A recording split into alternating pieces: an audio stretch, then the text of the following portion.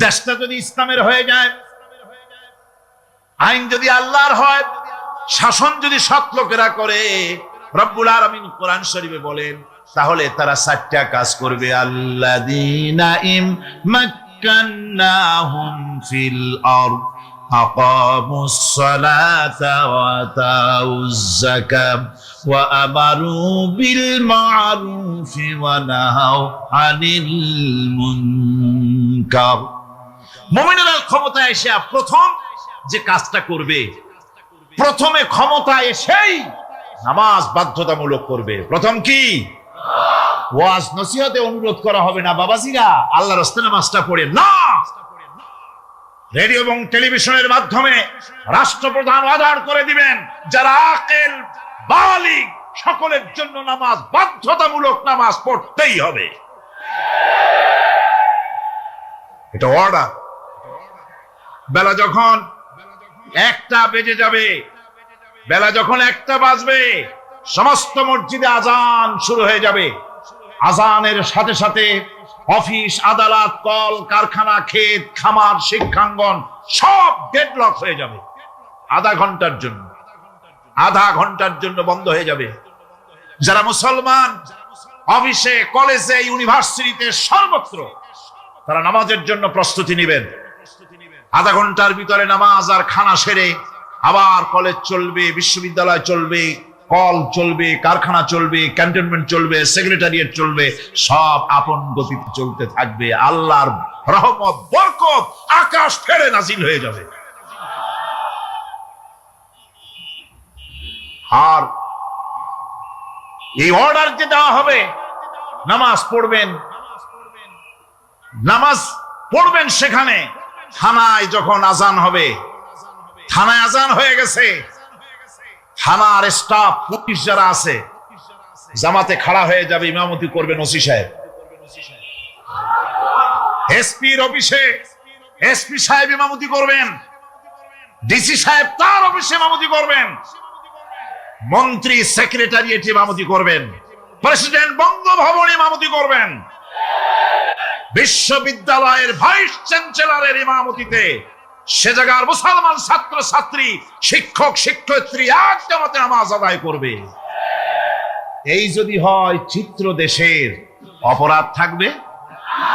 থানায় ওসি সাহেব নিজেই যদি জামাতের ইমামতি করেন, এইভাবে নামাজ আদায় করেন পুলিশদের নিয়ে, জামাতে ঘুষ আর খাবে তারা? এসপি সাহেবের অফিসে, ডিসি সাহেবের অফিসে মন্ত্রীরা যদি ভাবে নামাজ কায়েম করে, তাহলে কি অন্যায় অপরাধ কিছু থাকবে সমাজে? থাকবে না। সুতরাং নামাজ বাধ্যতামূলক করে দেওয়া হবে।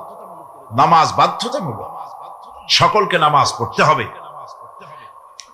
নামাজ হচ্ছে অপকর্মের প্রতিবন্ধক। নামাজ পড়লে অন্যায় কাজ থেকে বাঁচার পর, অন্যায় থেকে বাঁচাই কিসে? নামাজ। আল্লাহ রাব্বুল আলামিন বলেন, উতলু মা উহিয়া ইলাইকা মিনাল কিতাবি ওয়া আকিমিস সালাম ইন্নাস সালাতা তানহা আনিল ফাহশাই ওয়াল মুনকার। হে নবী, এই কিতাব তেলাওয়াত করো, যা তোমার প্রতি অবতীর্ণ করা হয়েছে, এই কিতাব তেলাওয়াত করো আর নামাজকে প্রতিষ্ঠা করো। নিঃসন্দেহে নামাজ মানুষকে পাপাচার থেকে বাঁচায়া দেয়। অশ্লীলতা, পাপাচার থেকে মানুষকে বাঁচায় কে? জোরে চিল্লায় কোন কে? এই নামাজ মানুষকে অন্যায় কাজ থেকে বাঁচায় দেয়। নামাজ যে মানুষকে অন্যায় কাজ থেকে বাঁচায়, কেমনে বাঁচায়? আমরা যে নামাজ পড়ি, এই নামাজে তো আমাদেরকে অন্যায় কাজ থেকে বাঁচাইতে পারে না। নামাজি বহুত মানুষ আছে অন্যায় করে, করে কিনা? কর না, করে না? করে। নামাজি অথচ অন্যায় করে। আর আল্লাহ বলছেন নামাজিকে, নামাজ তাকে অশ্লীলতা থেকে ফিরায়। তাহলে কথা কাটটা ঠিক? আল্লাহটা জোরে বলেন, কাটটা ঠিক? অবশ্যই আমার আল্লাহর কথা হক। আমি ভুল করতেছি, আমি যেন কোথাও ভুল করতেছি, সামথিং ইজ রং, কোথাও যেন আমরা ভুল করে বসতেছি, সেই ভুলটা কি আমরা আবিষ্কার করতে চেষ্টা করবো ইনশাআল্লাহ। প্রথম যে কথাটা সেটা হচ্ছে যে আমরা যা নামাজে পড়ি আমরা তা বুঝি না। কথা ঠিক কিনা? আমি যদি এখন প্রশ্ন করি সামি আল্লাহু লিমান হামিদা অর্থ কি, কোন ফার্স্ট ডিভিশনে কয়েকটা লেটার নিয়ে ফেল করবেন, এরকম লোক আছেন না নাই? সুবহান রাব্বিয়াল আলা অর্থ কি জানি না, সুবহান রাব্বিয়াল আযীমের অর্থ কি জানি না, দোয়া কুনুত অর্থ কি জানি না, তাশাহুদ অর্থ কি জানি না, সূরা ফাতিহার অর্থ কি জানি না। এমন কি উযুর মধ্যে কয়টা ফরজ তা অনেকের জানা নাই। কথা কি বেশি বললাম না ঠিক বলছি? একজনের জিজ্ঞেস করলো, মিয়া উযুতে কয় ফরজ? হুজুর কি মনে করেন যে বুঝি জানি না? এটা তো সাধারণ ব্যাপার, বলেন না কয় ফরজ? উযুতে তো 17 ফরজ। কি কি কয়? হাত ধোয়া, পাও ধোয়া, মুখ ধোয়া, নাক ধোয়া, চোখ ধোয়া, জিহ্বা ধোয়া, মাথা ধোয়া। বলতে বলতে গুনে দেখা গেল প্রায় 19টার মতো বলছে। বলা হলো, মিয়া বললেন আপনি উযুতে ফরজ 17টা, কইলেন আপনি 19টা। কয় হুজুর জানি, আরো বলি না আপনাদের ভয়তে। উযু জানে না, নামাজ জানে না, তাকেই নামাজ কেমনে ফিরাবে অন্যায় কাজ থেকে? কথা বুঝতে পেরেছেন? নামাজে আল্লাহু আকবার বললাম, এরপরে সানা পড়লাম, তারপরে সূরা ফাতিহা পড়লাম। সূরা ফাতিহার ভিতরে যে সমস্ত কথাগুলি বললাম সেই কথাগুলি বুঝি না, কি বলেছি তাও জানি না। এরপরে সুবহান রাব্বিয়াল আলা বলেছি, সুবহান রাব্বিয়াল আযীম বলেছি, সামি আল্লাহু লিমান হামিদা বলেছি, অর্থ কি জানি না। আল্লাহ তা শুনতে পান, যে ব্যক্তি আল্লাহর প্রশংসা করেন তিনি তা শুনতে পান। নামাজের মধ্যে আইডিয়া দেওয়া হচ্ছে, তুমি যে আল্লাহর জন্য নামাজ পড়তেছো, প্রশংসা করতেছো, এটা এমন নয় যে আল্লাহ পাক দেখছেন না বা শুনতেছেন না। তুমি যা বলতেছো, প্রশংসা করতেছো, আল্লাহ পাক তা শুনতে পাচ্ছেন। সামি আল্লাহু লিমান হামিদা। সুবহান রাব্বিয়াল আলা, আমি মহান সর্বশ্রেষ্ঠ আল্লাহ রাব্বুল আলামিনের পবিত্রতা ঘোষণা করছি, আমি তার প্রশংসা করছি। সূরা ফাতিহার কি আমরা বলি আপনারা ব্যাখ্যা দেখে বুঝে নিন, সেগুলি আমি এখানে বলে বাকি কথা সব শেষ করতে পারবো না। নামাজে কি পড়েন সেটা যদি জানতেন, অবশ্যই আল্লাহ রাব্বুল আলামিনের কথা কার্যকরী হয়ে যেত। ইন্নাস সালাতা তানহা আনিল ফাহশাই ওয়াল মুনকার। নামাজ মানুষকে পাপের কাজ, অশ্লীলতা থেকে ফিরাতে পারে। আল্লাহ ইন্না বসায়ছেন, নিশ্চয়ই, বেশক, অবশ্যই নামাজ পাপ থেকে ফিরাবে। কিন্তু কেমনে ফিরাবে নামাজ তো বুঝি না, নামাজ তো বুঝি না। খালি সেজদা দেয় জনমের মতো। আর সেজদা কি? নামাজে যদি দেখে ইমাম দেরি করতেছে, আত্তাহিয়াত পড়তে দেরি হয়ে যাচ্ছে, পিছন থেকে সিগন্যাল মারে, ঠিক কিনা? বেয়াদব, বেয়াদব। তোমার নামাজ, তোমার আত্তাহিয়াত আগে শেষ হয়েছে, তাতে কি হয়েছে? চুপ করে বসে থাকো। ইমামকে কাশি দিয়া সতর্ক করার অধিকার তোমার নাই। যদি ইমামকে সতর্ক করার জন্য কাশি দিয়ে থাকো, তোমার নামাজ ফাসেদ হয়ে যাবে। এটা ফাজলামি করার জায়গা না, এটা নামাজ। এর নাম কি? ধীরে সুস্থে নামাজ পড়তে হবে। অনেকে মসজিদটারে মনে করে জেলখানা, ঢুকতে যত দেরি, বেরোতে পারলে যেন বাসে যান ছটফট করে। সিনেমার মধ্যে গিয়ে ঘন্টার পর ঘন্টা বসে থাকে, খারাপ লাগে না? মসজিদে কেরাত যদি একটু লম্বা পড়ে, পিছনে বসে খালি কি যে করে, মনে মনে বলতে থাকে যে ইমাম এমন কাঁচা ছাড়া ছাড়ি না। আর গান যখন শোনে, শুনতেই থাকে, কত মজা, ঘুম আসে না। নাউযুবিল্লাহ। সুতরাং নামাজে কি পড়েন সেটা আপনাকে বুঝতে হবে। সঠিকভাবে নামাজ পড়ার পরও যদি কোনো মানুষের সঠিকভাবে, ভালো করে শোনেন, সঠিকভাবে নামাজ পড়ার পরেও যদি কোনো মানুষ পাপের থেকে না ফেরে, তাহলে বুঝতে হবে একথা, পানি আর সাবান দিয়া কাপড় ধুলে কাপড়ের ময়লা যাবে, কিন্তু পানি আর সাবান দিয়া কয়লা জনমের মতো ধুইলেও কয়লার ময়লা যাবে না। কথা বুঝে আসছে?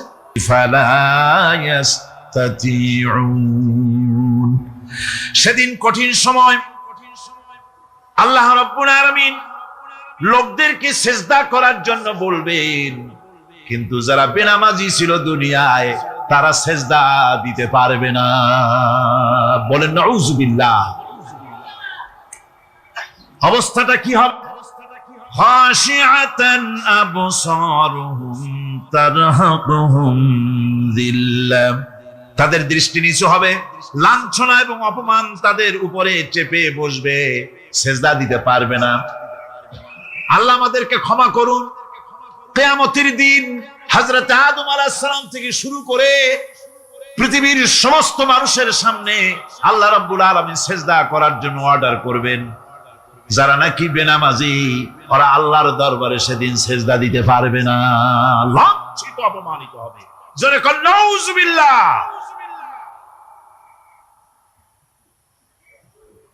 নামাজ, মুমিনের নামাজ একরকম, মুনাফিকের নামাজ হলো আর এক রকম। মুনাফিকরাও নামাজ পড়ে, পড়ে কিনা কোন? মুনাফিকেরাও নামাজ পড়ে। মুনাফিকেরা যখন নামাজ পড়তে যায় আল্লাহ রাব্বুল আলামিন বলতেছেন ওয়াইদা কামু ইলাস সালাতি কামু কুসালা। মুনাফিকরা যখন নামাজ পড়তে দাঁড়ায়, নামাজে আসে ঠিক তারা, কিন্তু নামাজের জন্য দাঁড়ায় খুব শৈথিল্য ভারে, শৈথিল্য ভাবে দাঁড়ায়, কাহিলি সুস্তি, এ জায়গা চুলকায়, পায়জামা ধরে টান দেয়, টুপিটা ঘুরায়, এদিক ওদিক তাকায়। মুনাফিকের নামাজ দেখলেই ঠিক পাওয়া যায় যে বেটা মুনাফিক। এইভাবে সে দাঁড়ায়। তার নামাজটা কি জন্য? ইউরাউনান নাসা ওয়ালা ইয়াযকুরুনাল্লাহা ইল্লা কালিলা। তাদের নামাজ হচ্ছে মানুষকে দেখাবার নামাজ। নাউযুবিল্লাহ। এখন দেখবেন এই মৌসুম আসছে, নামাজের মৌসুম, বেনামাজিদের নামাজের মৌসুম। জনসভা হচ্ছে, নির্বাচন আসতেছে, নামাজে রক্ত হয়ে গেছে, তাড়াতাড়ি আজান হয়ে গেল। টুপি না থাকলে রুমাল একটা মাথায় দিল, উজু আছে কি না আছে, আল্লাহু আকবার, যা আছে কপালে হয়ে যাক। মানুষকে দেখাবার জন্য এরা নামাজ পড়ে। এরা আল্লাহ শরণার্থে নামাজ খুব কম লোকই করে। এরা হচ্ছে মুনাফিক। দুনিয়া এবং আখিরাতে কল্যাণের জন্য একমাত্র মাধ্যম হচ্ছে নামাজ। দুনিয়াও যদি কল্যাণ চাই, আখিরাতেও যদি কল্যাণ চাই, তাহলে এর জন্য কি করতে হবে? কি করতে হবে? আমার কথা নয়, আল্লাহ রাব্বুল আলামিনের কথা শুনুন। রব্বুল আলামিন বলেন ক্বাদ আফলাহাল মুমিনুন আল্লাযীনা হুম ফি সালাতিহিম খাশিউন ওয়াল্লাযীনা হুম লিয-যাকাতি ফাঈলুন ওয়াল্লাযীনা হুম লিফুরুজিহিম হাফিজুন। নিশ্চিতভাবে সেই সব মুমিন কল্যাণ লাভ করবে, নিশ্চিতভাবে। তারা হচ্ছে ওই সব লোক যারা নিজেদের নামাজ ভীতি মিশ্রিত, বিনয় ভাবে, ভীতি মিশ্রিত অবস্থায় বিনয়ের সাথে যারা নামাজ আদায় করে, যারা বেহুদা কাজ থেকে বিরত থাকে, যারা যাকাতের পন্থায় কর্মতৎপর হয়, আর যারা নিজের লজ্জাস্থানকে হেফাজত করে। এরপরে আল্লাহ পাক বলেন ওয়াল্লাযীনা হুম লিআমানাতিহিম ওয়া আহদিহিম রাউন ওয়াল্লাযীনা আলা সালাওয়াতিহিম ইউহাফিজুন ওয়াল্লাযীনা আলা সালাতিহিম হাফিজুন। আর যারা তাদের আমানতকে পূর্ণ করে, আমানত এবং তাদের ওয়াদা চুক্তি পূর্ণ করে, এবং যারা নিজেদের নামাজ সমূহকে পূর্ণভাবে হক আদায় করে নামাজ পড়ে, নামাজের যারা হেফাজত করে, এরা কারা? এরা হচ্ছে উলাইকা হুমুল ওয়ারিসুন আল্লাযীনা ইয়ারিসুনাল ফিরদাউসা হুম ফিহা খালিদুন। এরা হচ্ছে সেই সব লোক, এরা উত্তরাধিকার হচ্ছে জান্নাতের উত্তরাধিকার, জান্নাতুল ফিরদাউসে আল্লাহ রাব্বুল আলামিন এই গুণ বিশিষ্ট লোকদের জন্য জায়গা করে দিবেন। জোরে কোন সুবহানাল্লাহ। নামাজকে পড়তে বলা হয় নাই, কোরআন শরীফে বলা হয়েছে নামাজ কায়েম করো। কি বলা হয়েছে কোন তো দেখি? নামাজ কায়েম করো, নামাজ পড়ো। এই কথা কিন্তু কোরআন শরীফে কোন জায়গায় আছে নাকি? এখন কায়েম করা কারে বলে? একটা গুরুত্বপূর্ণ আরেকটি বিষয়। নামাজ কায়েম করতে বলা হয়েছে। কায়েম কি? কায়েমটা হচ্ছে দৃষ্টান্ত স্বরূপ বলা যায় যে জিনিসটা সমাজে প্রতিষ্ঠিত আছে ওইটারে বলে কায়েম হওয়া, আর যেটা প্রতিষ্ঠিত নাই ওটা কায়েম নাই। কায়েম মানে হলো প্রতিষ্ঠিত থাকা। যেমন আমাদের দেশে, আমাদের সমাজে নারী পুরুষ শিশু বৃদ্ধ সকলেই কাপড় পরা, শাড়ি পরা, লুঙ্গি পরা, এই কাপড় পরাটা কায়েম আছে, প্রতিষ্ঠিত আছে না নাই? যার কারণে কাপড় পরা সমাজে কায়েম আছে বলে উলঙ্গ মানুষ সমাজে খুঁজে পাওয়া যায় না, পাগল ছাড়া। ঠিক কিনা? একটা বাচ্চাকেও যদি উলঙ্গ হতে বলেন এখানে, 5 বছর 6 বছরের একটা বাচ্চাকেও, সে কিন্তু রাজি হবে না। ঠিক কিনা? যেহেতু কাপড় পরা সমাজে প্রতিষ্ঠিত আছে সেহেতু উলঙ্গ মানুষ পাওয়া যায় না, কাপড় পরাটাই এখানে প্রতিষ্ঠিত। সুতরাং এখন অবস্থাটা এই হয়েছে, কাপড় পরা প্রতিষ্ঠিত আছে বলে কোন উলঙ্গ মানুষ এসে যদি এই মঞ্চে দাঁড়ায় আর বলে আমাকে একটু বক্তৃতা করতে দেন, আপনারা কি করবেন? মঞ্চে তো উঠতেই দিবেন না। উলঙ্গ মানুষ যদি কোনো চাকরি নিতে যায় ইন্টারভিউতে, তাকে লাইনে দাঁড়াইতে দেবে? দেবে না। এমনকি উলঙ্গ হয়ে যদি বাড়িতে প্রবেশ করে তার বউ দূর দূর করে তাড়ায় দেবে। ঠিক কিনা? যেহেতু সমাজের ভিতরে কাপড় প্রতিষ্ঠিত আছে সেই জন্য এই উলঙ্গ মানুষ পাওয়া যায় না। অনুরূপ ভাবে নামাজ যদি প্রতিষ্ঠিত হতো সমাজের ভিতরে, তাহলে বেনামাজি খুঁজে পাওয়া যেত না। চাকরি করতে গেলে সেখানে নামাজ মানদণ্ড হয়ে যেত, নামাজ পড়ে কিনা তা দেখে নেওয়া হতো। বেনামাজি লোক পাওয়াই যেত না যদি প্রতিষ্ঠিত থাকতো।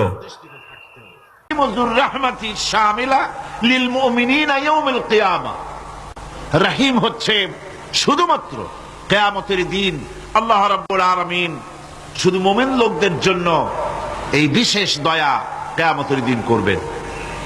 এখন রহমান হচ্ছেন পৃথিবীর সমস্ত মানুষের জন্য, সমস্ত প্রাণীর জন্য। তার দান থেকে কেউ বঞ্চিত থাকবে না, সকলের জন্য তার দানের দরজা অবারিত, উন্মুক্ত। এই পৃথিবীর বুকে আমরা দেখতে পাই মানুষ তার বন্ধুদেরকেই দেয়, শুধু সরকার হোক আর সাধারণ মানুষ হোক, আপনজনদেরকে নিজের দল। এটা হচ্ছে রাহমাতি ওয়াসিআত কুল্লা শাই, আমার রহমত দিয়ে সমস্ত জিনিসকে ঢেকে রাখা হয়েছে। প্রত্যেকটি জিনিসের ভিতরে আল্লাহ পাকের রহমত রয়েছে। রহমত ছাড়া এই পৃথিবীতে মানুষের চলার কোনো পথ নাই। সমস্ত ব্যাপারই আল্লাহ পাকের রহমত আর রহমত। আমরা যখন বললাম আর রহমানির রহিম, বলেন সবাই আর রহমানির রহিম। আবার প্রশ্ন হয়, বান্দা বুঝলাম আরো কোনো কোয়ালিটি, আরো কোনো বৈশিষ্ট্য তার আছে নাকি? আমরা বলি মালিকি ইয়াউমিদ্দিন, তিনি হচ্ছেন বিচার দিনের মালিক, শেষ বিচারের মালিক তিনি। একদিকে এটাকে ব্যালেন্স করা হয়েছে, একদিকে অফুরন্ত রহমত যার কোনো কুল নাই, কিনারা নাই। এখন আদল দরকার। এখন কি দরকার? আদল, ইনসাফ দরকার। আল্লাহ পাক একদিকে অফুরন্ত রহমত আর নিয়ামত দিয়ে পৃথিবীকে ছেড়ে রেখেছেন, অপর দিকে বলেছেন আমি হচ্ছি বিচার দিনের মালিক, সেদিন আমি বিচার করব। সেই বিচারের ভিতরে কোনো পক্ষপাতিত্ব থাকবে না, হবে না। সেখানে তিনি হবেন হাকামুল হাকিমিন, ওইটা হবে সুপ্রিম কোর্টের সুপ্রিম কোর্ট। সেই পরকালে, সেই কিয়ামতের মাঠে আপনাকে আমাকে সকলকে উপস্থিত হতে হবে, নাকি হবে না? সবাইকে উঠতে হবে। এই দিন শব্দটি কোরআনে কারিমে বহু জায়গায় বলা হয়েছে এবং বিভিন্ন অর্থে ব্যবহার করা হয়েছে। যেমন দিন শব্দের অর্থ প্রভাব, প্রতিপত্তি, আধিপত্য, ইতাআত, বন্দিগি, দাসত্ব, আনুগত্য, নীতি, পথ, পন্থা, হিসাব, ফয়সালা, প্রতিদান, প্রতিফল, এরকম অনেক অর্থ, অনেক অর্থে দিন শব্দ কোরআন কারীমের মধ্যে ব্যবহৃত হয়েছে। কিন্তু এখানে মালিক ইয়াউমিদ্দিন, এই দিন এখানে ব্যবহার করা হয়েছে প্রতিফল অর্থে। প্রতিফলের দিন, যেদিন প্রতিফল দেওয়া হবে, তিনি হচ্ছেন সেই দিবসের অধিপতি, সেই দিবসের মালিক। সূরা ইনফিতারে আল্লাহ পাক বলছেন, ওয়ামা আদরাকা মা ইয়াউমুদ্দিন সুম্মা মা আদরাকা মা ইয়াউমুদ্দিন। বিচারের দিনটি কি তা তোমাকে কে জানালো? আবার জিজ্ঞেস করছি, তোমাকে কে জানালো বিচারের দিনটা কি? আল্লাহ পাক জবাবে বলছেন, বিচারের দিনটা হচ্ছে ইয়াউমা লা তামলিকু নাফসুন লিনাফসিন শাইআন ওয়াল আমরু ইয়াউমা ইযিন লিল্লাহ। বিচারের দিন হচ্ছে এমন দিন যেদিন কেউ নিজেকে রক্ষা করতে পারবে না, কারো থেকে কেউ নিজেকে রক্ষা করতে পারবে না, নিজেকে কেউ নিজের জন্য কাউকে সাহায্যকারী পাবে না। আর সমগ্র ব্যাপারটি নিরঙ্কুশ ভাবে আল্লাহ রাব্বুল আলামিনের হাতে থাকবে। সেই দিনটার নাম কিয়ামত, সেটার নাম পরকাল, সেটার নাম হচ্ছে বিচারের দিন। যেদিন কর্তৃত্ব হবে কেবলমাত্র কার? আল্লাহ পাক। সেই দিনটা হচ্ছে কর্মফল পাওয়ার দিন। লাহা মা কাসাবাত ওয়া আলাইহা মাকতাসাবাত। প্রত্যেক মানুষই সে উপার্জন অনুসারে সেখানে ফল পাবে। যেমন কর্ম তেমন ফল পাবে, ব্যক্তি হিসাবে পাবে, দল হিসাবে পাবে। তিলকা উম্মাতুন ক্বাদ খালাত লাহা মা কাসাবাত ওয়া লাকুম মা কাসাবতুম ওয়া লা তুসআলুনা আম্মা ইয়ামালুন। প্রত্যেক মানুষই তার উপার্জন অনুসারী ফল পাবে। যা সে পাবে তা নিজের উপার্জন ছাড়া আর কিছুই না। আর যে ফল পাবে সেটাও তার উপার্জন। সুতরাং কিয়ামতের দিন আল্লাহ মানুষের উপরে কোনো জুলম করবেন না, অত্যাচার করবেন না। আল্লাহ পাক তো তার বান্দার জন্য জুলুমকারী নন, ঠিক কিনা? আল্লাহ পাক বলছেন, মান আমিলা সালিহান ফালিনাফসিহি ওয়া মান আসাআ ফাআলাইহা ওয়া মা রাব্বুকা বিযাল্লামিন লিল আবিদ। যে ব্যক্তি পুণ্য কাজ করলো সে নিজের কাজে নিজের স্বার্থেই তা করলো। আমরা যে নামাজ পড়ি এটা কি আল্লাহর স্বার্থ? কথা কন, আল্লাহর স্বার্থ? সারা পৃথিবীর সমস্ত মানুষ যদি আল্লাহরে সেজদা দেয়, আল্লাহর ক্ষমতা আরো কিছু কালের জন্য বাড়বে নাকি? সমস্ত মানুষ যদি আল্লাহকে অস্বীকার করে, বিদ্রোহী ঘোষণা করে, বিদ্রোহ ঘোষণা করে, তাতে কি আল্লাহর ক্ষমতা শেষ হয়ে যাবে? নাউযুবিল্লাহি মিন যালিক। যেমন ছিলেন তেমনই থাকবেন। সুতরাং আমরা যা করি, আমরা নামাজ পড়ি নিজেদের জন্য, আল্লাহকে খুশি করার জন্য, কিন্তু কল্যাণটা আমার। কল্যাণটা কার? আমার। রোজা, হজ, যাকাত, তেলাওয়াত যা করি সব আল্লাহকে খুশি করার জন্য, কিন্তু স্বার্থ পুরাটাই আমার। আমার কল্যাণের জন্যই আমি করি। এবং আল্লাহ হচ্ছেন তিনি তোমাদের রব। ওমা রাব্বুকা বিযাল্লামিন লিল আবিদ। তোমাদের রব হচ্ছেন তিনি যিনি বান্দাদের উপরে কখনো অত্যাচার করেন না, জুলম করেন না, মেহেরবানি দিয়ে যিনি ছেয়ে রাখেন, তিনি হচ্ছেন আল্লাহ পাক। সুতরাং সেই কিয়ামতের মাঠে আল্লাহ পাকের দরবারে আমাদের সকলকেই উঠতে হবে। আল্লাহ পাকের দরবারে আমাদের সামনে, আল্লাহ পাকের সামনে দাঁড়াতে হবে। সেদিন আমাদেরকে কেউ বাঁচাতে পারবে না। সেদিন আল্লাহ পাক এর দরবারে যেন আমরা আসামি না হই, সেজন্য এই পৃথিবীতে কোরআন অনুযায়ী আমাদের জীবন গড়তে হবে, সুন্নাহ অনুযায়ী জীবন গড়তে হবে। তাহলে পরকালে আল্লাহ পাকের কাছে নাজাত পাওয়া যাবে। বড় কঠিন জায়গা, বড়ই কঠিন জায়গা। এবার প্রশ্ন হচ্ছে, তোমরা যারা আমার প্রশংসা করলে তোমরা কারা? জবাবে আমরা বলছি, ইয়্যাকা না'বুদু ওয়া ইয়্যাকা নাস্তাঈন। আয় আমার রব, আমরা হচ্ছি তোমার বান্দা, একমাত্র তোমারই গোলামি করি, একমাত্র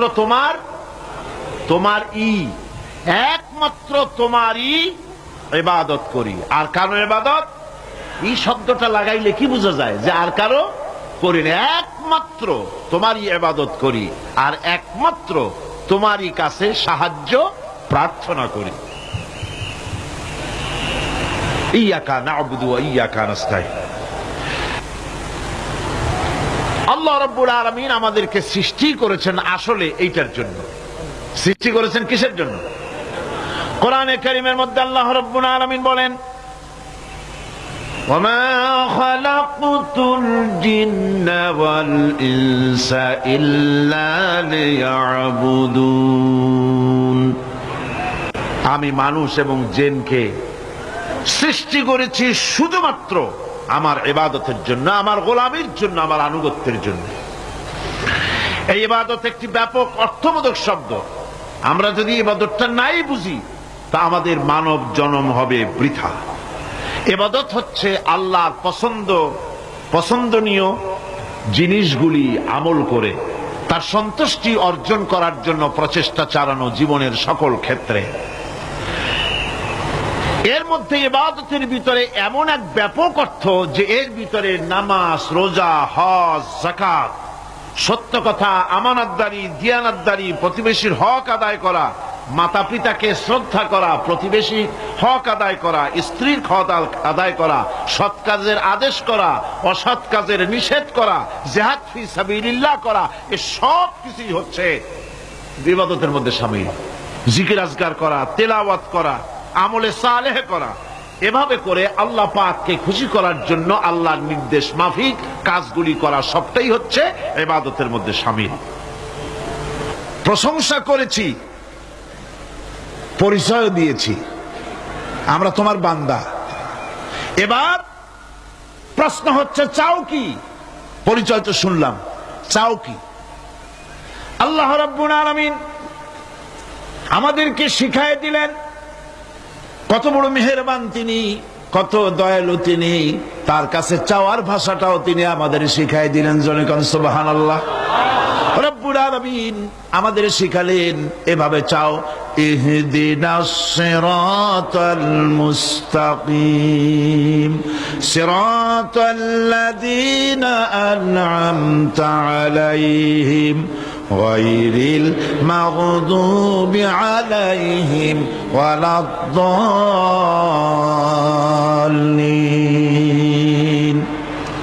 হায় আল্লাহ, ইহদিনাস সিরাতাল মুস্তাকিম, একটা রাস্তা চাই, সহজ সরল সঠিক একটি পথ চাই তোমার কাছে। সেই পথটা চাই যে পথ হচ্ছে নিয়ামত প্রাপ্তদের, অভিশপ্ত এবং পথভ্রষ্টদের পথ নয়। যে পথ নিয়ামত প্রাপ্তদের, ওই ধরনের একটা পথ আমরা চাই। পথ দেখাবার মালিককে কোরআনে কারীম বলছে, আল্লাহ রাব্বুল আলামিন বলেন, ওয়া আলাল্লাহি কাসদুস সাবিলি ওয়া মিনহা জাইরুন ওয়ালাউ শাআ লাহাদাকুম আজমাইন। ওয়া আলাল্লাহি কাসদুস সাবিল, সোজা রাস্তা বলে দেওয়ার দায়িত্ব আমি আল্লাহর। সোজা রাস্তা বলে দেওয়ার দায়িত্ব কার? তিনি বলছেন বলার দায়িত্ব আমার, সোজা রাস্তাটা আমি বলে দেব। আল্লাহ রাব্বুল আলামিনের কাছে বান্দা যখন রাস্তার দাবি করলো, সোজা পথ চাই, সহজ পথ একটা তোমার কাছে চাই, রব্বুল আলামিন সূরা ফাতিহার 7টা আয়াতের এই অভিনন্দন পত্রের জবাবে 30 পারা কোরআন শরীফ আল্লাহ পাক বান্দারে দান করে দিলেন। জবাবে বলে দিলেন, ওয়ানি'বুদুনি হাযা সিরাতুম মুস্তাকিম। সোজা রাস্তাটা হলো আমার আনুগত্য, আমার গোলামি, আমার দাসত্ব, এটাই হলো সোজা রাস্তা। এই সোজা রাস্তাটা আমি বলবো। রাস্তা তো অনেক হতে পারে, কিন্তু সোজা রাস্তা বলে দেওয়ার দায়িত্ব কার? আল্লাহ পাকের। দেখেন এই যে বিশাল মাহফিল, এই মাহফিলে যত লোক আসছে সব লোক কি এক মতের, এক চিন্তার, এক আদর্শের? না। এই কয়েক লক্ষ জনতার ভেতরে হাজারো মতের লোক আছে, হাজারো চিন্তার লোক আছে, হাজারো আদর্শের লোক আছে। সব আদর্শ, সব চিন্তা, সব কি ঠিক? সবটাই কি নির্ভুল? না। সঠিক নির্ভুল একটা। কয়টা হয়? একটাই হয় মাত্র। এই জন্য আমি দৃষ্টান্ত দিতে গিয়ে বলি, অঙ্ক পরীক্ষা যেদিন হয় ছেলেরা অঙ্ক পরীক্ষা যেদিন দেয়, সে অঙ্ক পরীক্ষা দিতে গিয়ে অঙ্ক যারা ভুল করে তাদের ফলাফল কয় রকম হয় বলেন? হ্যাঁ, অনেক রকম হয়। আর যাদের অঙ্ক যাদের ঠিক হয় তাদের ফলাফল কয় রকম? একরকম। তার অর্থ কি? তার অর্থ হলো ভুলের পথ অনেক আর হকের পথ, বাতিলের পথ অনেক, ভুলের পথ অনেক, সঠিক এবং হক যেটা তার পথ হচ্ছে মাত্র একটা। এই জন্যে আল্লাহ রাব্বুল আলামিন তিনি সোজা রাস্তা বলে দেওয়ার দায়িত্বটা নিয়েছেন। কোরআন বলছে প্রত্যেকটি সৃষ্টির শুরু হতে শেষ পর্যন্ত 4টা স্তর পার হতে হয়। তার সর্বশেষ স্তর হলো হেদায়াত। 4টে স্তর পার হওয়ার সর্বশেষ স্তর হচ্ছে হেদায়াত। আল্লাযী খালাকা ফাসাওয়া ওয়াল্লাযী কদ্দারা ফাহাদা। তিনি সকল বস্তুকে সৃষ্টি করেন এবং তারপর তার পরিমাপ, তার কর্মপথ, তার হেদায়েত তিনি দিয়ে দেন। তার মানে হচ্ছে তিনি সৃষ্টি করেন, সামঞ্জস্য রাখেন, পরিমাপটা ঠিক করেন এবং পথের নির্দেশ দেন। সৃষ্টি করেই ছেড়ে দেন না, তার হেদায়েত দিয়ে দেন, তার পরিমাপটা ঠিক করেন, সামঞ্জস্য করেন। কিরকম? দেখুন, আপনি যখন দাঁড়ান তখন আপনার পায়ের উপরে হাঁটু থেকে হাঁটুর নিচের যে অংশ পা পর্যন্ত, ওইটাকে কি কয়? ময়দানে সেনাপতির দায়িত্ব দিয়েছেন, আমি তোমাকে বলতে এসেছি, সালাম করতে এলাম। তোমার সঙ্গে একসঙ্গে দীর্ঘদিন আমি ছিলাম, কোন হক তোমার আদায় করতে হয়তো পারি নাই, হয়তো জুলুম করেছি, অথবা আমার দ্বারা তোমার অধিকার নষ্ট হয়েছে। কিছু যদি কোনো ভুল ত্রুটি হয়ে থাকে আল্লাহর হস্তে আমারে মাফ করে দিও। বিবি বলে, প্রাণের স্বামী রাসূলুল্লাহ আপনাকে জিহাদের ময়দানের জন্য নির্বাচিত করেছেন, আমি আপনাকে ফিরে থাকতে বলতে পারবো না। সুতরাং আমি আল্লাহর দরবারে দোয়া করি।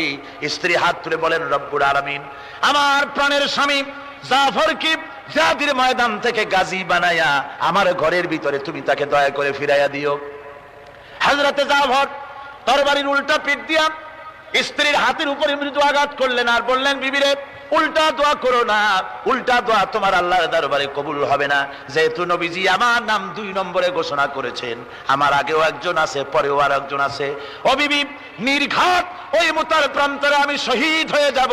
জনমের মতো দেখা করতে আসলাম, এই জীবনে তোমার সাথে আমার আর দেখা হবে না। আমার বন্ধুগণ, হযরতে জাফরের স্ত্রী কাঁদতেছেন, বিবি বাচ্চাগুলা কান্দে। হযরতে জাফর বলেন, বিবি রে, এই বাচ্চাগুলি রেখে গেলাম, যেই রাস্তায় আমি জীবন দিতে যাচ্ছি এই রাস্তায় আমার ছেলেগুলোকে তুমি তৈরি করবে। সালাম করে তিনি চললেন। বিবি কাটা কবুতরের মতো জমিনে ছটফট করতেছে, কাঁদতেছি, আর পিছনে পিছনে ছোট্ট ছোট্ট ছেলে মেয়েগুলি আব্বা আব্বা বলে চিৎকার মেরে দৌড়াতেছি। হযরতে জাফর একবারও পিছনের দিকে তাকায় দেখলেন না কারা কান্দে। হযরতে আব্দুল্লাহ বিন রাওয়াহা তিনি চলে গেলেন বাড়িতে। হযরতে আব্দুল্লাহ বিন রাওয়াহা বাড়িতে গিয়ে, সেই রাত্র ছিল তার বাসর সজ্জা, ফুল সজ্জার রাত ছিল, নতুন বিবাহ করেছেন। বাড়িতে গিয়া শোনেন বিবি কোরআনে কারীম তেলাওয়াত করতেছেন। হযরতে আব্দুল্লাহ বলেন রুমের বাইরে দাঁড়িয়ে, বিবি রে, আমি তোমার স্বামী আব্দুল্লাহ এসেছি, আমার সালাম নাও, কোরআন পড়া একটু বন্ধ করো। রাসূলুল্লাহ আমাকে জিহাদের সেনাপতি বানিয়েছেন, আমি জিহাদে যেতেছি, নতুন বিবাহ হলো, কোনো হক তোমার আদায় করতে পারি নাই, তুমি আমাকে মাফ করে দিও, আল্লাহর হস্তে আমার উপরও কোনো দাবি রেখো না। বিবি বলে, প্রাণের স্বামী, কোনোদিন আপনাকে দেখি নাই, কোন রকম একটু দেখেছি, আর আমি মদিনার এক সুন্দরী মেয়ে, আপনি আমাকে ভালো করে দেখলেন না। আমার প্রাণের স্বামী, একবার আপনি ঘরে আসেন। স্বামী বলে, ওগো স্ত্রী, ঘরের ভিতরে আমি যাব না, ঘরের ভিতরে গেলে বলে তোমাকে দেখলে আমার মনের ভিতরে প্রেম ডাকবে, তোমার প্রতি আমার ভালোবাসা জন্মাবে, আমি ঘরের ভিতরে ঢুকতে চাই না। স্ত্রী বলে, প্রাণের স্বামী, ঘরের ভিতরে যদি আসেন, আল্লাহর কসম আমি কোনো প্রেম নিবেদন করব না, আমি শুধু প্রাণ ভরে আপনার চেহারাটা একটা বার আমি শুধু দেখে রাখতে চাই, যাতে করে কিয়ামতের দিন লক্ষ কোটি কোটি মানুষের ভেতরে আপনাকে আমি স্বামী বলে যেন চিনে নিতে পারি। হযরতে আব্দুল্লাহ বলেন, ওগো স্ত্রী, যদি এই ইরাদা তোমার হয় আর যদি তুমি ধৈর্য ধারণ করে থাকতে পারো, তাহলে কিয়ামতের দিন আল্লাহ রাব্বুল আলামিন আমি যার জন্য জান দিতে যেতেছি ওই মাহবুদ মেহেরবান জান্নাতের ভেতরে তোমাকে আমাকে স্বামী স্ত্রী হিসাবে পরিচয় করাইয়া দিবেন। 3000 সৈন্য নিয়ে সাহাবায়ে কেরাম আর এই সেনাপতি সব চললেন। মুতার প্রান্তরে লড়াই হলো। এই লড়াইয়ের ময়দানে হযরতে যায়েদ অনেকগুলি কাফির সৈন্যকে জাহান্নামে পাঠিয়ে দিয়ে তিনি নিজেও শহীদ হয়ে গেলেন। এবার জাফর হাতে তরবারি আর এক হাতে ঝান্ডা নিয়ে এগোচ্ছেন সামনের দিকে। কাফেরেরা হযরত জাফরকে ঘিরে ফেলে দিল। আমার বন্ধুগণ, কাফেরেরা ঘিরে ধরে তরবারির আঘাত করলো জাফরের ডান হাতে। ডান হাত কেটে ঝুলে পড়লো। হযরতে জাফর এবার বাম হাতে তরবারি উঁচু করে ধরেছেন। এবার বাম হাতে কোপ দিল ওরা। এই কাটা দুইটা হাত দিয়ে বুকের সাথে হযরতে জাফর ইসলামের পতাকাটাকে জড়ায় ধরলেন। পাশের সাহাবীকে ডেকে বলেন, ও রাসূলুল্লাহর সাহাবী শোনো, আল্লাহর নবীকে আমার সালাম বলে দিও আর শোনায়া দিও, জীবনের শেষ মুহূর্ত পর্যন্ত ইসলামের পতাকা উঁচু করে রেখেছিলাম, মাটিতে পড়তে দেই নাই। আমার মনে হয় আমি এখন শহীদ হয়ে যাব, যেহেতু আমি এখন আমার নাকের ভিতরে আল্লাহর জান্নাতের সুঘ্রাণ পেতেছি। হযরতে জাফর শহীদ হয়ে গেলেন। হযরতে আব্দুল্লাহ বিন রাওয়াহা, হযরতে আবু উবাইদা দুজনে মিলে ছুটলেন ঝান্ডা ধরার জন্য। ওনারা বলেন, এগিয়ে গিয়ে দেখি সামনের পরে দূরে পতাকা উঠতেছে। ভাবলাম আমরা যাওয়ার আগে ইসলামের পতাকা কে ধারণ করলো। কাছে গিয়ে দেখি হযরতে জাফরের ডান হাত কাটা, বাম হাত কাটা, দুইটা পা কাটা, দেহটা একদিকে পড়ে আছে আর শুধু মাথাটা এক পাশে পড়ে থেকে ইসলামের পতাকা কামড়ায় ধরে উঁচু করে রেখে দিয়েছেন।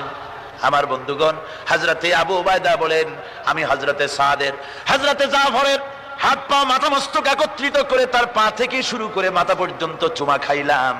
তাকে জানাজা করে দাফন করে রাখলাম কবরের ভিতরে।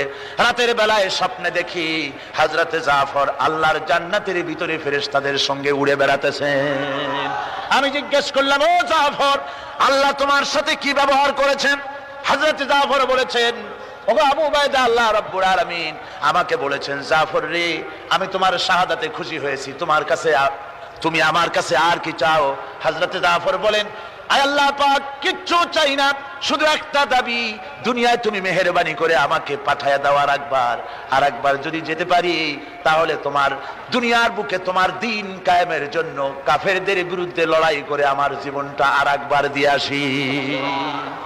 আমার বন্ধুগণের জন্য আল্লাহ রাসূল বলেছেন, হাদিস শরীফে এসেছে, আমার ইচ্ছে হয় জিহাদ করি, শহীদ হই, আবার যদি জিন্দা হই, আবার জিহাদ করি, শহীদ হই, আবার যদি জিন্দা হতে পারি তাহলে আবার জিহাদ করি, আবার শহীদ হই। যেহেতু শাহাদাতের মওতের মতো এত বড় মর্যাদা সম্পন্ন মওত আর পৃথিবীতে হতে পারে না। আমার ভাইরা, ইসলামের জন্য জান দেওয়ার জন্য, মাল দেওয়ার জন্য সাহাবায়ে কেরাম এভাবে প্রস্তুত ছিলেন। নিজেদের জীবন তারা আল্লাহর সামনে নজরানা পেশ করেছেন, শহীদ হয়েছেন, আল্লাহ দ্বীন কায়েমের জন্য তারা প্রচেষ্টা করেছেন। বাধা আসে সশস্ত্র, ওই সশস্ত্র বাধার মোকাবেলা সশস্ত্রভাবে করা, যেটা ওইটা হচ্ছে জিহাদের চূড়ান্ত রূপ। কথা বুঝে আসছে? ইসলাম প্রথমে কাউকে আক্রমণ করে না, ইসলাম প্রথমে কাউকে আক্রমণ করে না, আক্রান্ত হলে পরে তারপরে এর জবাব দেয়, ঠিক কিনা? দেখেন না, হযরতে আলী রাদিয়াল্লাহু তাআলা আনহু ওই যে খায়বারের যুদ্ধে, সেইখানে কেউ খায়বারের এই দুর্গ মুসলমানদের হাতে আসে না, প্রতিদিন যুদ্ধ হচ্ছে, অথচ যুদ্ধে কোনো ফলাফল দেখা যাচ্ছে না। ফজরের এশার নামাজের পর হুজুর বলছেন, ও সাহাবীরা, আগামীকাল আমি এমন এক ব্যক্তির হাতে ইসলামের ঝান্ডা তুলে দেব যাকে আল্লাহ এবং আল্লাহ রসুল বেশি ভালোবাসেন, এবং তিনিও আল্লাহ এবং আল্লাহ রসুলকে বেশি ভালোবাসেন, আর তার হাতেই বিজয় হবে। হযরত ওমর রাদিয়াল্লাহু তাআলা আনহু বলেন, আমার এরকম পেরেশানির রাত জীবনে আর কখনো গেছে কিনা জানি না, আমি সারা রাত পেরেশান ছিলাম যে ওই ব্যক্তিকে আমি হতে পারবো। ফজরের নামাজের পর আল্লাহর নবী বলছেন, সাহাবীরা, আমার আলী কোথায়, তাকে দেখছি না কেন? সবাই বলছেন, হুজুর, হযরত আলীর চোখ উঠেছে, তাই নামাজের জামাতে শরীক হতে পারেন নাই। হুজুর বললেন, তাকে নিয়ে আসো। দুজন সাহাবীর কাঁধের উপরে ভর করে হযরত আলী এলেন। হুজুর সাল্লাল্লাহু আলাইহি ওয়াসাল্লাম তার মুখের থুতু মোবারক নিয়ে হযরত আলীর চোখে লাগিয়ে দিলেন, সাথে সাথে আগের থেকেও ভালো দৃষ্টিশক্তি সম্পন্ন হয়ে গেলেন। সুবহানাল্লাহি ওয়া বিহামদিহি। তো এখানে রাসূল পাক সাল্লাল্লাহু আলাইহি ওয়াসাল্লাম তিনি হযরত আলীর হাতে তরবারি উঠায় দিলেন। জুলফিকার বললেন, আলী তুমি যাও আজকের ময়দানে সেনাপতির দায়িত্ব পালন করো। হযরত আলী তরবারি হাতে নিলেন। ইসলাম আক্রমণকারী যে না সে কথা বলতে আমি এই কথা নিয়ে আসছি। হযরত আলী গেলেন, যায় মুরাহহাবের সামনে পড়েছেন। মুরাহহাব হলো হাদিসে এসেছে মুরাহহাব হচ্ছে কাফেরদের নেতৃত্ব দিচ্ছে। মুরাহহাব বলছে, আলী তোমাকে আমি কিন্তু ভালোবাসি, তুমি আসলে কেন? তোমার প্রতি আমার একটা সফট কর্নার আছে আমার অন্তঃকরণে। তুমি তোমার ছেলে মেয়েকে কি এতিম বানাতে চাও? তোমার বউকে কি বিধবা করতে চাও? আমি তো সেই বীর যে আমার সামনে এসে কেউ কল্লা সাথে নিয়ে যেতে পারে নাই। সুতরাং তুমি যদি ওদেরকে এতিম আর বিধবা করতে না চাও, আমার সামনে থেকে সরে যাও। হযরত আলী বলেন, মুরাহহাব তুমি কাকে ভয় দেখাতেছ? তোমার তরবারি এই সমাজের কিছু কাফেরেরা ভয় করতে পারে, তুমি কি আমারে চেনো নাকি? তুমি কারে ভয় দেখাও? তাম পৃথিবীর সমস্ত কাফেরদের উপরে আল্লাহ রাব্বুল আলামিন আমাকে বাগ বানায় পাঠিয়েছেন। তরবারি দিয়ে প্রমাণ হবে। মুরাহহাব বলে, তুমি আঘাত করো। কয় না, আক্রমণ তো করব না আমি, আগে তুমি করো, আমি প্রতিহত করব। আক্রান্ত হলে পরে তারপরে জবাব দেব। এরপরে মুরাহহাব আঘাত হানতে লাগলো। হযরত আলী সমস্ত রণকৌশল দিয়ে আঘাতগুলি তিনি ফিরিয়ে দিতে লাগলেন। এরপরে হযরত আলী বলছেন, মুরাহহাব এবার তৈরি হও আমার আঘাত সহ্য করার জন্য। হযরত আলী জুলফিকার তুলে আঘাত করলেন। এক আঘাতেই দেখা গেল মুরাহহাবের মাথা থেকে শুরু করে শরীর টুকরা হয়ে গিয়া হযরত আলীর তরবারির মুঠা পর্যন্ত মাটির ভিতরে গেড়ে গিয়েছে। খায়বারের দুর্গ দখল হয়ে গেল। পরের দিন আল্লাহর নবী বলেন, আলী শুনতে পেলাম তোমার ঢাল ভেঙে গিয়েছিল, তারপরে তুমি যুদ্ধ করলে কি দিয়ে?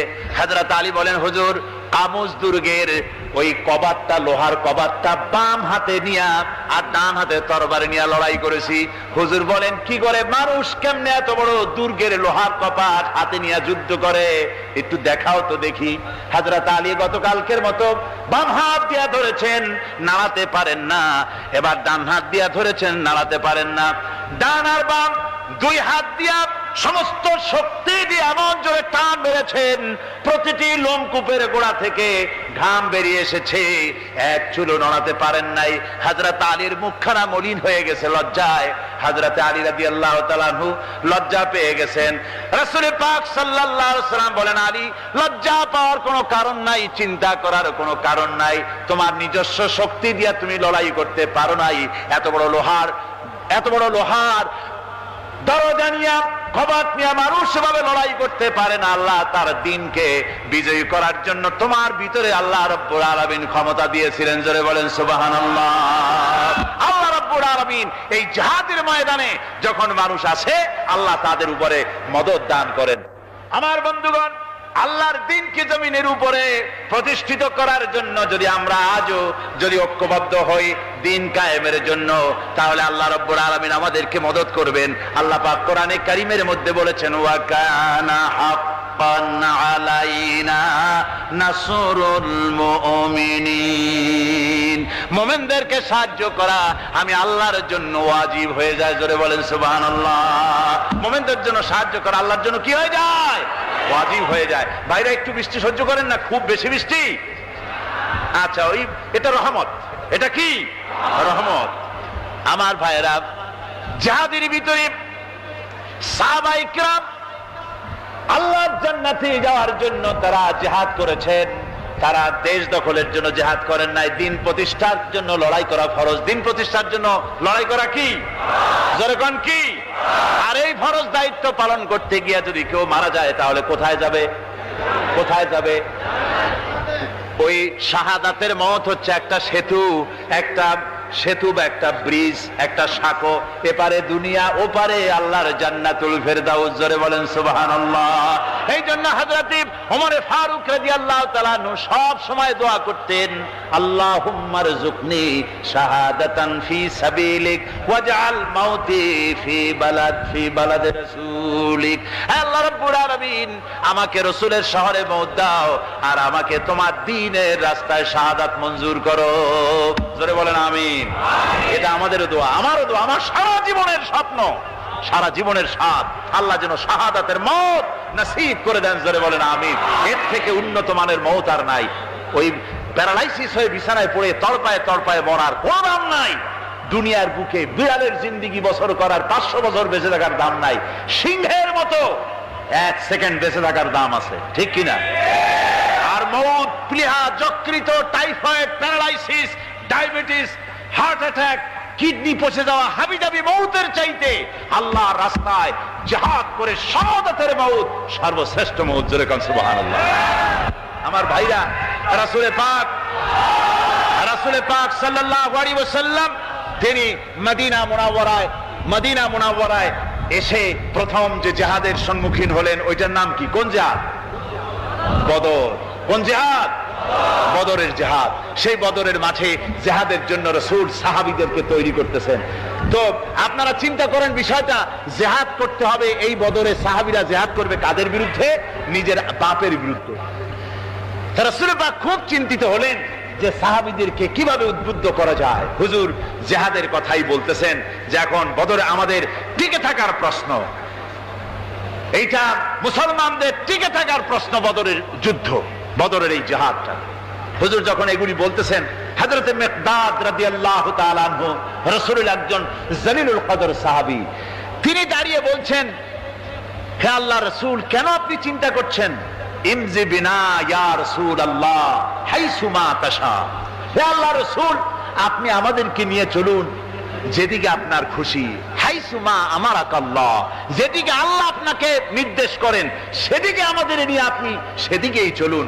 ইন্না লা নাকুলু লাকা কামা ক্বালা বানু ইসরাঈল লি মূসা আলাইহিস সালাম ইযহাব আনতা ওয়া রাব্বুকা ফাকাতিলা ইন্না হাহুনা কায়িদুন। বুখারী শরীফের হাদিস। হযরত মিকদাদ রাদিয়াল্লাহু তাআলা আনহু বলছেন, হে আল্লাহর রাসূল, আতাবা আনতা ওয়া রাব্বুকা ফাকাতিলা ইন্না মাআকুমা মুকাতিলুন। ও নবী, বরং আমরা বলবো আপনি চলুন আমাদের নিয়ে, আপনি এবং আপনার আল্লাহ চলুন জিহাদের ময়দানে, আমরা আপনার সঙ্গে জিহাদ করব, লড়াই করব সেই পর্যন্ত। মাদামাত মিন্না মাদামাত আইনুম মিন্না তাতাররাফ, যতক্ষণ পর্যন্ত আমাদের একটা চক্ষুর পলক পড়ে, যতক্ষণ পর্যন্ত একটা চোখের পাতা নড়ে, ততক্ষণ পর্যন্ত আমরা কাফেরদের বিরুদ্ধে লড়ব। সুবহানাল্লাহ বিহামদিহি, যতক্ষণ চোখের পাতা নড়ে ততক্ষণ পর্যন্ত লড়ব, নিয়ে চলুন আমাদেরকে। হুজুর খুব খুশি হলেন।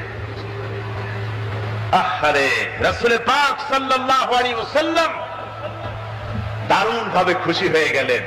হুজুর বললেন, ও সাহাবীরা, তোমাদের মানসিক অবস্থা যখন এই, কুমু বিনা ইলা জান্নাতিন, চলো আমার সাথে বেহেশতের দিকে। সুবহানাল্লাহ, সবাই বলেন সুবহানাল্লাহ।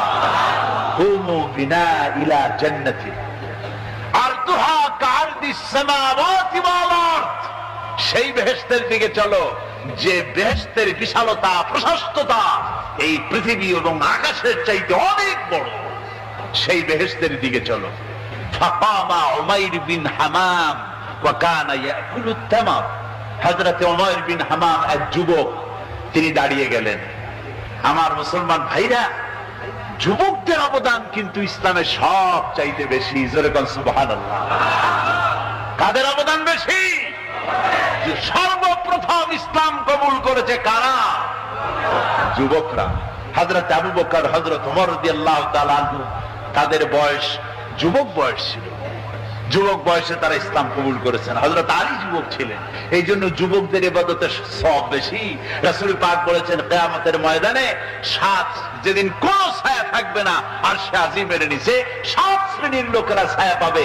তার মধ্যে এক শ্রেণী হচ্ছে ওয়াশাবুন নাশা ফি ইবাদাতিল্লাহ, ওই যুবকেরা যারা নাকি রাত গুজরান করে, রাত কাটায় আল্লাহর ইবাদতে, রাত জাগে আল্লাহর ইবাদত করে। জোরে কর সুবহানাল্লাহ। বুড়োদের 100 বার আল্লাহ বলা আর এক যুবকের একবার আল্লাহ বলা, বৃদ্ধের সারা সপ্তাহ তাহাজ্জুদ পড়া আর যুবকের এক রাতের তাহাজ্জুদ পড়া মনে হয় তার থেকেও বেশি। কর সুবহানাল্লাহ। তাই বলে বৃদ্ধ যারা, তারা কিন্তু হতাশ হবেন না। ওই যৌবন কাল আপনিও পেরিয়ে এসছেন, ঠিক না? সুতরাং যুবকদের অবদান বেশি। হযরত উমাইর বিন হামাম রাদিয়াল্লাহু তাআলা আনহু তিনি দাঁড়িয়ে গেলেন, তার হাতে ছিল ওয়া কানা ইয়াকুলুত তামার, তিনি খরমা খাচ্ছিলেন, হাতে ছিল কয়েকটা খরমা। তিনি খরমাগুলি হাতে নিয়ে দাঁড়িয়ে বলছেন ওয়া ক্বালা বাখবাখ, তিনি বলছেন বাখবাখ শব্দ, এটা হচ্ছে লোকাল মুহাল্লিয়া, অর্থাৎ আঞ্চলিক শব্দ। এর অর্থ হচ্ছে মা আযমাহু ওয়া মা আহসানাহু। কি আশ্চর্য, কি সুন্দর, কি বিরাট, কি সুন্দর কথা আপনি বললেন হে রাসূল। জান্নাতুন আরদুহা কাআরদিস সামাওয়াতি ওয়াল আরদ, এমন বেহেশত পাওয়া যাবে জিহাদ করলে যে বেহেশতের বিশালতা প্রশস্ততা এই বিশাল আকাশের চাইতে, জমিনের চাইতে বেশি।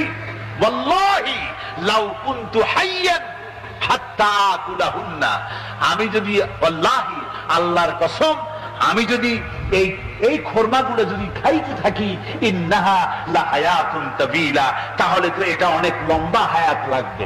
এই খরমাগুলি খাইতে অনেক সময় লাগবে, বেহেশতে যাইতে দেরি হয়ে যাবে।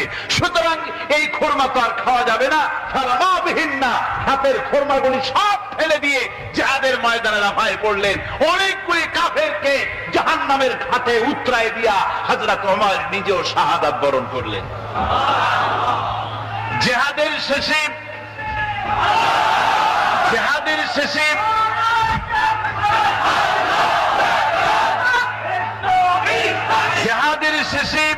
শহাদায়ে বদরের সমস্ত শহীদদের লাশ এক জায়গায় এনে সাহাবীরা বললেন, হে আল্লাহর রাসূল, আপনি যখন জান্নাতের বর্ণনা দিতেছিলেন তখন যে যুবকটা খরমা খেতেছিল আর জান্নাতের আশায় হাতের খরমা ফেলে দিয়েছিল, যে খরমাগুলি খাইতে গেলে তো সময় লাগবে অনেক, বেহেশতে যেতে দেরি হয়ে যাবে, এই কথা মনে করে হাতের খরমা ফিকে ফেলে জিহাদের ময়দানে এসে শাহাদাত বরণ, যে যুবকটি জিহাদ করেছিল তার লাশে সেও শাহাদাত বরণ করেছে।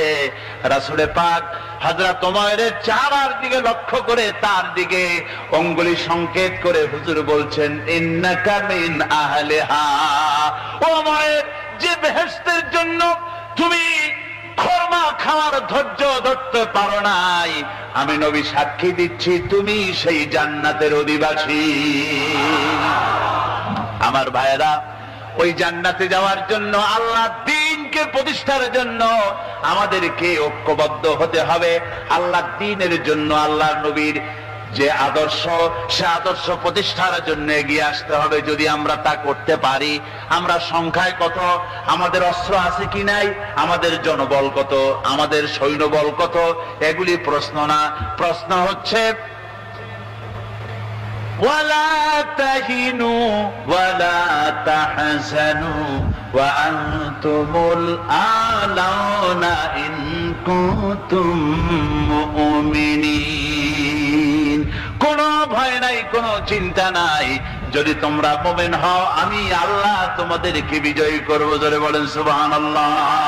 মুসলমানেরা তো সেই জাতি, যাদের ময়দানে যখন মুসলমানদেরকে সাহায্য দরকার হয়েছে, আল্লাহ রাব্বুল আলামিন আকাশ থেকে ফেরেশতা নাজিল করেছে কিনা কোন?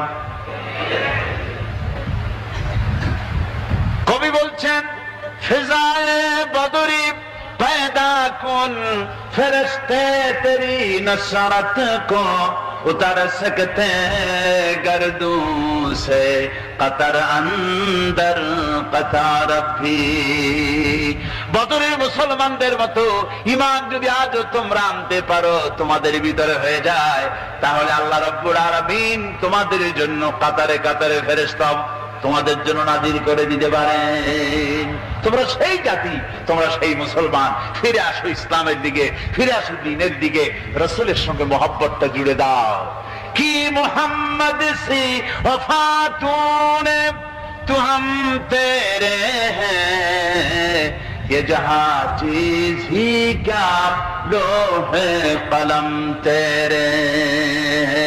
মুহাম্মদ সাল্লাল্লাহু আলাইহি ওয়াসাল্লামের সঙ্গে তুমি যদি মহব্বতের সম্পর্ক স্থাপন করতে পারো, অনুসরণ আর অনুকরণের, তাহলে আকাশ আর জমিন তো দূরের কথা, লৌহ কলম পর্যন্ত আল্লাহ তোমার জন্য করে দিবেন। আমিন।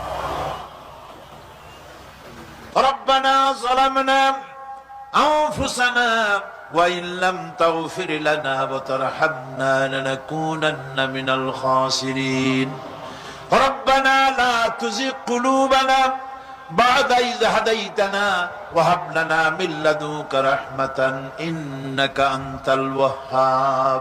আয় আল্লাহ তাআলা, লক্ষ জনতা নিয়ে তোমার দরবারে গুনার বোঝা মাথায় নিয়ে হাত তুলেছি, দয়া করে তোমার আরশে আজিম থেকে আমাদের দিকে রহমতের নজরে তাকাও, আমাদের জীবনের সমস্ত গুনাহ খাতা মাফ করে দাও, আমাদেরকে তোমার মকবুল বান্দাদের মধ্যে আমাদের শামিল করে নাও। রব্বুল আলামিন, আমাদের আলোচনার সওয়াব জনাবে মুহাম্মদ রাসূলুল্লাহ সাল্লাল্লাহু আলাইহি ওয়াসাল্লামের রূহ মুবারকে পৌঁছায়া দাও। আয় আল্লাহ তাআলা, এই মাহফিলের আয়োজন যারা করলো, লক্ষ লক্ষ টাকা ঋণগ্রস্ত তারা হয়ে আছেন, তোমার বান্দাদেরকে এই বিশাল কোরআনের মাহফিলে সহযোগিতা করার তৌফিক দান করে দিও রব্বুল আলামিন।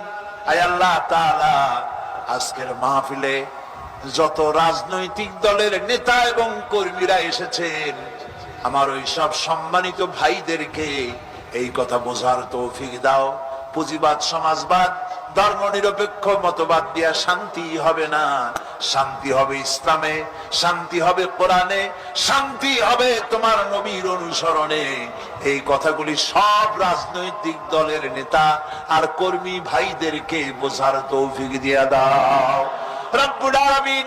যারা বর্তমানে সরকার চালাচ্ছেন, ক্ষমতায় যারা আছেন, হায় আল্লাহ, তাদের মন মগজের মধ্যে ইসলামের সঠিক জ্ঞান দান করে দাও রব্বুল আলামিন। আমার দেশের কলেজ বিশ্ববিদ্যালয়ের মুসলমান ছাত্র ছাত্রীগুলিকে আল্লাহ বিদেশি স্বদেশী সব রকমের ষড়যন্ত্রের হাত থেকে আল্লাহ তুমি রক্ষা করো রব্বুল আলামিন। এই মাহফিলকে তোমার দরবারে মঞ্জুর করো। আয় আল্লাহ তাআলা, আমাদের রোগ ব্যাধিকে তুমি মাফ করো। আগামীকাল এই মাহফিলের শেষ দিন, এই মাহফিল তোমার দরবারে, আমরা তোমার দরবারে আরজ করি, মাহফিল পরিচালনার দায়িত্ব তুমি নিজের কুদরতি হাতে গ্রহণ করো আল্লাহ। আয় আল্লাহ, মানুষকে হেদায়েত দাও, হেদায়েতের নিয়ামত দিয়ে আমাদের ধন্য করো, কোরআন বোঝার তৌফিক দাও।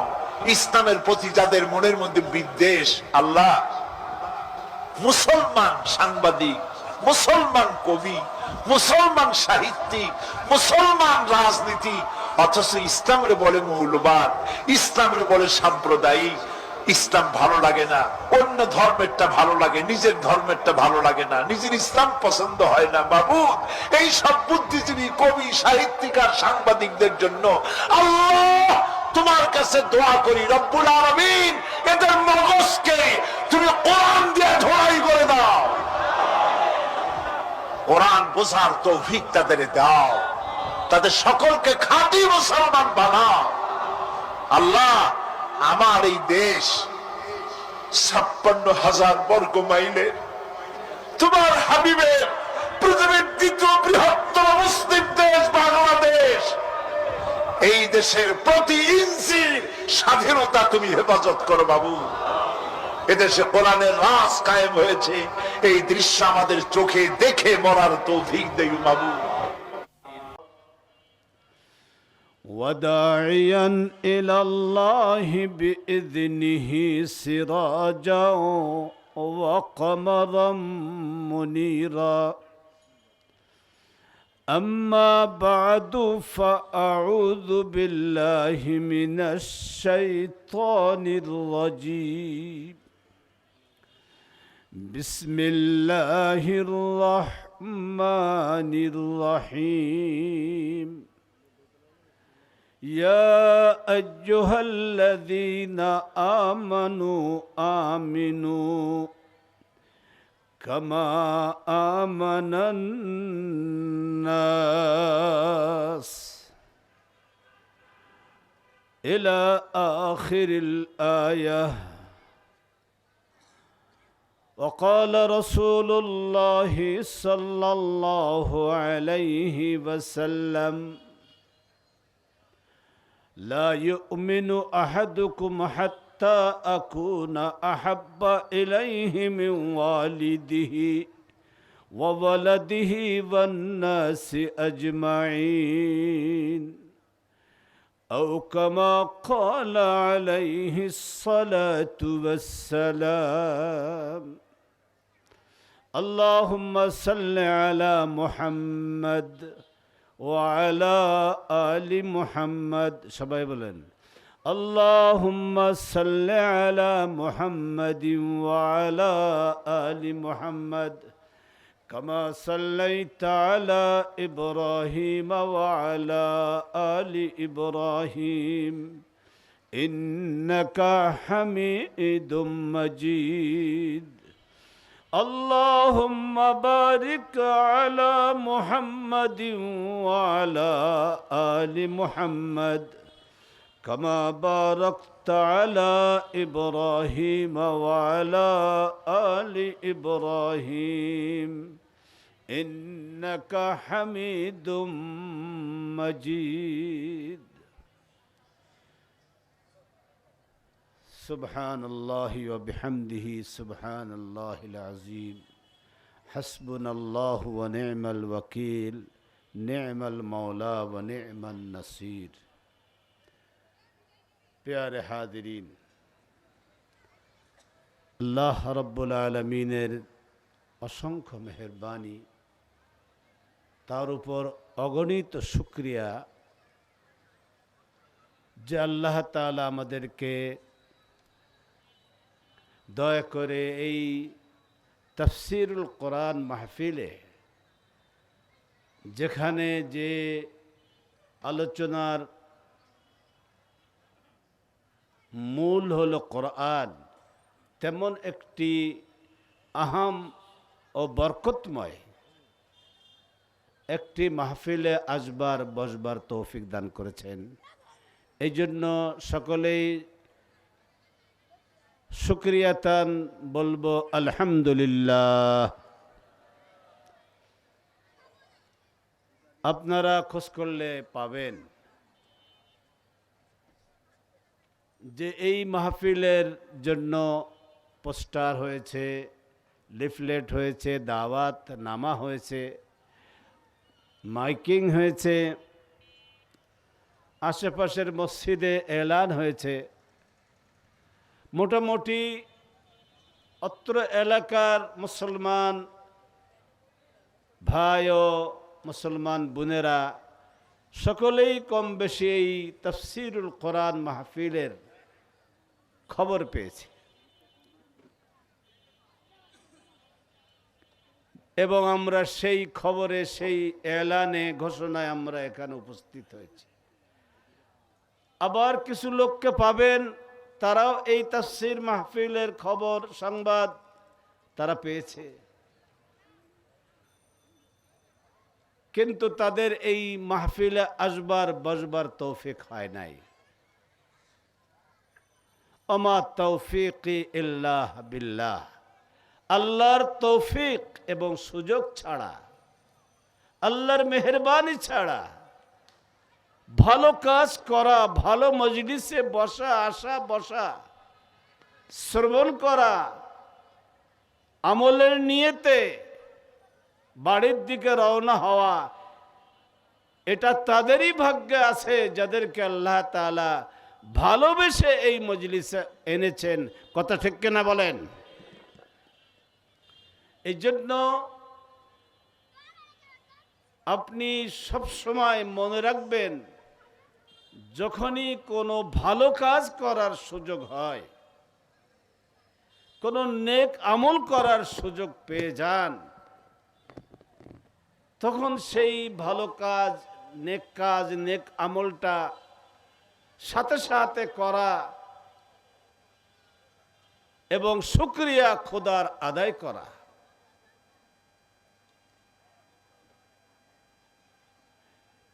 একজন মুমিন তার ঈমানের কিছু আলামত আছে।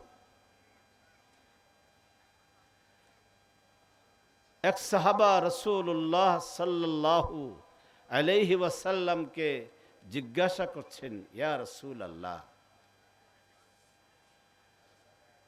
আমি জানতে চাই ইয়া রাসূলুল্লাহ, মানুষ মুসলমান যে মুমিন তার মধ্যে ঈমান আছে, এ কথাটা কিভাবে জানবে সে, কিভাবে বুঝবে সে?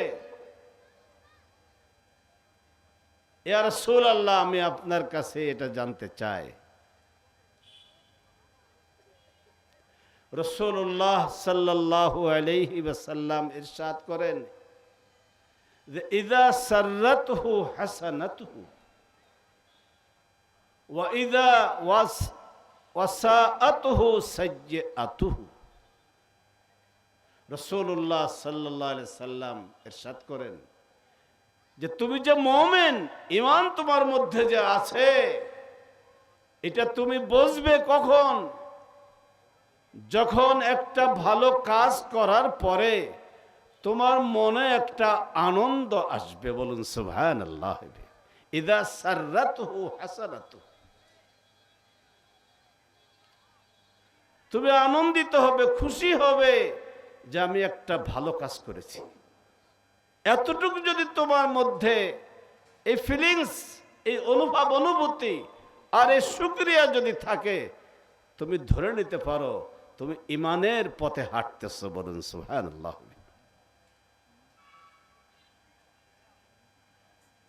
আপনি রাস্তা দিয়ে যাচ্ছেন, একটা কলার শুবলা দেখা যায় রাস্তার উপর পড়ে রয়েছে, এটা তো অনেক অন্যায় কাজ। আপনি কলা খাবেন, সাথে সাথে কলার শুবলাটাকে হেফাজত করবেন। তো সে কলার শুবলাটা আপনি রাস্তার থেকে তুলে রাস্তার পাশে দিয়ে দিলেন, আপনার মনে একটা আনন্দ লাগলো, লাগলো কি লাগলো না? একটা ফকির হাত পেতেছে, তাকে 2 টাকা, 10 টাকা, 5 টাকা দিলেন, দেওয়ার পরে আপনার দাতা যিনি, তার মনে আনন্দ লাগলো না যে আমি একটা লোককে আমি একটু কিছু দিতে পেরেছি? আপনি চলতেছেন একা একা, জবান থেকে বলছেন সুবহানাল্লাহ, আলহামদুলিল্লাহ, লা ইলাহা ইল্লাল্লাহ, আল্লাহু আকবার। আপনি তাসবিহ পড়তে পড়তে যাচ্ছেন, এটা আপনার কাছে ভালো লাগছে। আপনি হেঁটে যাচ্ছেন রাস্তা দিয়ে, রাস্তার বাম পাশ দিয়ে হেঁটে যাচ্ছেন, হঠাৎ করে আপনার মনে পড়েছে, আরে আমার নবী তো ডান পাশ দিয়ে হাঁটতেন রাস্তার, আমি কেন বাম পাশ দিয়ে হাঁটবো? সাথে সাথে আপনি বাম পাশ রাস্তা ছেড়ে দিয়ে ডান পাশ থেকে হাঁটা শুরু করলেন। তখন আপনার মনে এটা আনন্দ লাগলো যে আমি নবীর অবলম্বন পথে আমি হাঁটতে পাচ্ছি। সুবহানাল্লাহ।